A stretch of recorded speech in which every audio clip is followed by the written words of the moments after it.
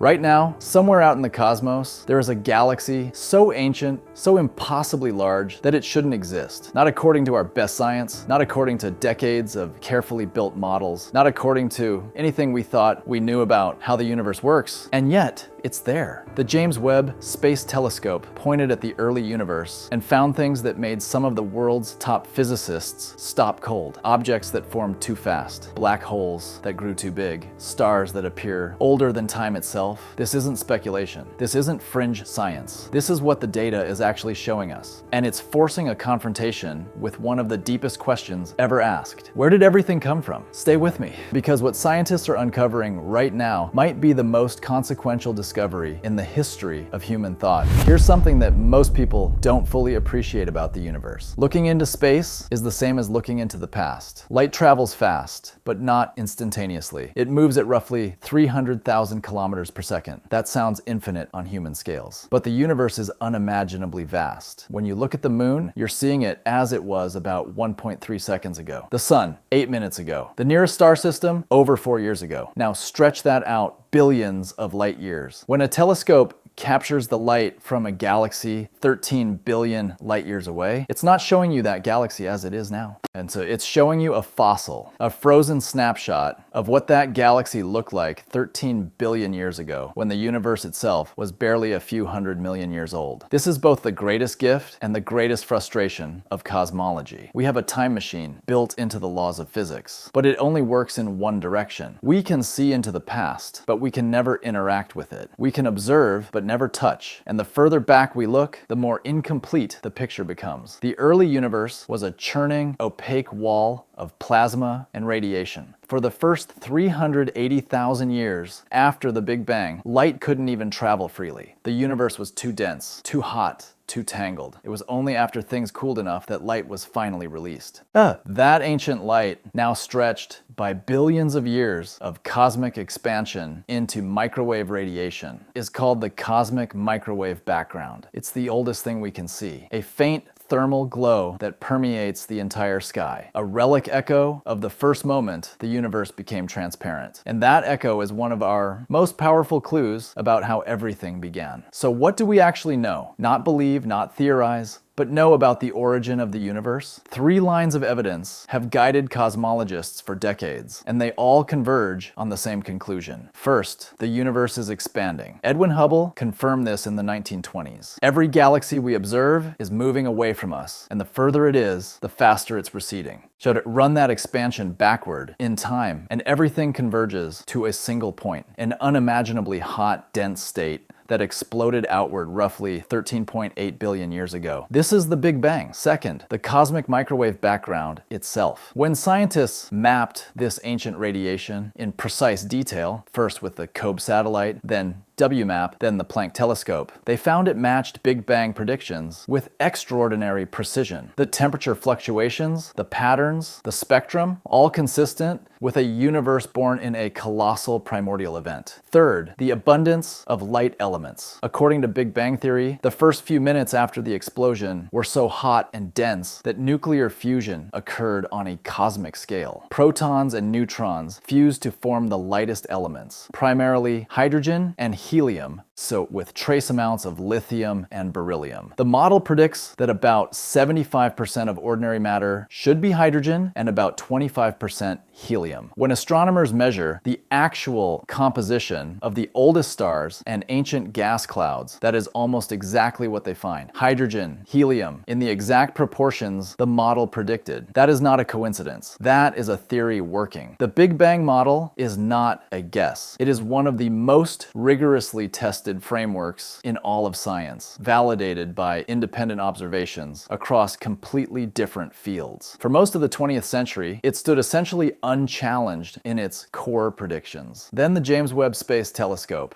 arrived, and things got complicated. The James Webb Space Telescope launched in December 2021. Since it is the most powerful space observatory ever built, roughly 100 times more sensitive than Hubble, designed specifically to peer into the earliest epochs of cosmology cosmic history. Scientists expected to find the universe's first galaxies, small, chaotic, dim, primitive structures just beginning to take shape, the cosmic equivalent of scattered rubble before a city has been built. What they actually found was something far stranger. Webb detected galaxies in the early universe, galaxies from when the cosmos was only a few 100 million years old, that were already massive, fully formed, bright, structured. Not the small, scattered infant galaxies theorists had predicted, but enormous mature systems that seemed to have assembled themselves in a fraction of the expected time. How is that possible?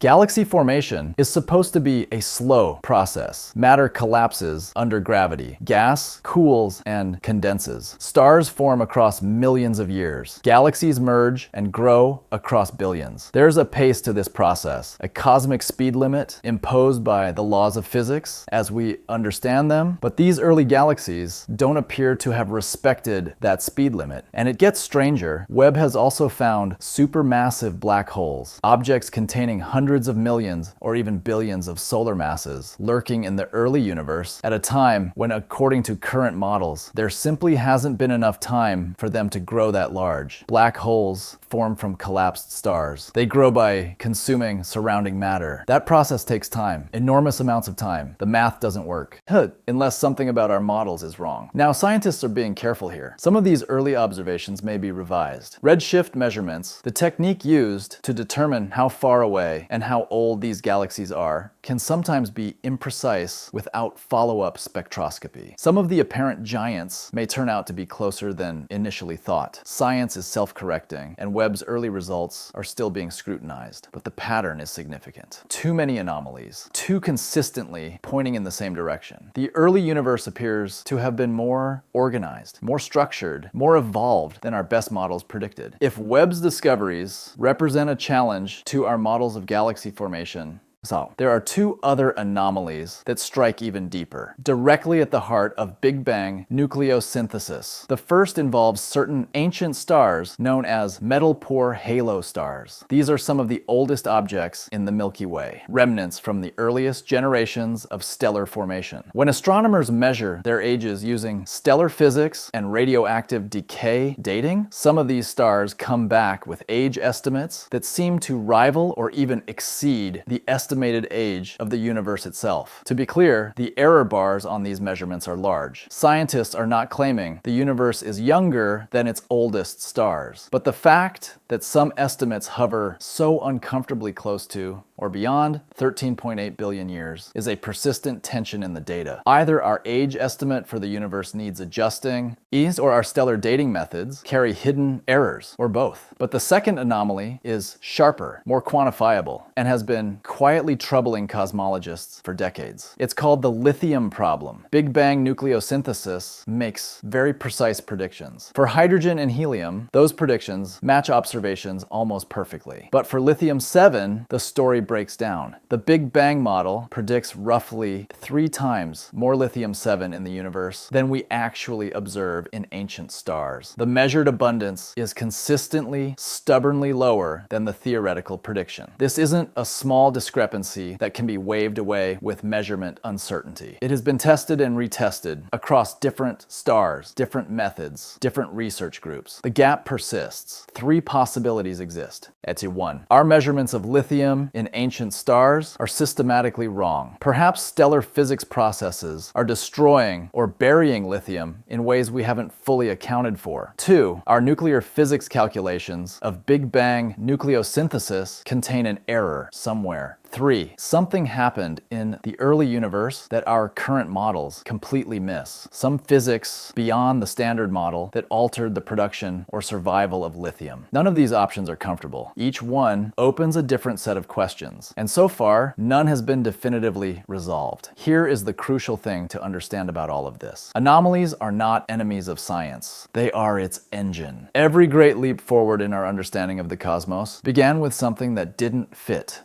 The precession of Mercury's orbit didn't fit Newtonian gravity. And that tension eventually led Einstein to general relativity. The observed rotation curves of galaxies didn't fit the distribution of visible matter, and that led to the hypothesis of dark matter. Again and again, the universe's refusal to behave as expected has forced scientists to think deeper, model better, discover more. The same process is happening now. The Big Bang model is not being abandoned. Its core achievements remain intact. The expansion of the universe, the cosmic microwave background, the hydrogen-helium abundance. These are real, measured, confirmed. The framework works, but frameworks can be incomplete. They can be correct in their broad strokes, while missing crucial details in the fine print. What scientists are doing right now is exactly what good science demands. They are looking at where the model succeeds, identifying precisely where it fails, and asking what additional physics might bridge the gap. New theories of early galaxy formation are being developed. Alternative nucleosynthesis scenarios are being modeled. The Hubble Tension, a separate but related disagreement over the universe's expansion rate, is driving new measurements and new ideas. The James Webb Space Telescope will continue operating for decades. Each observation sharpens our view of the early cosmos. Each new data point either confirms our models or challenges them, and both outcomes advance the frontier. We are not lost. We are exactly where science is supposed to be, at the edge of knowledge, staring into the unknown, asking better questions than we have ever been able to ask before. The universe is approximately 13.8 billion years old. Life on Earth has existed for about 3.8 billion years. Modern humans have been asking questions about the cosmos for perhaps 100,000. Systematic science has been doing this for a few hundred. We are infants trying to read the autobiography of something almost incomprehensibly ancient, and yet we're doing it.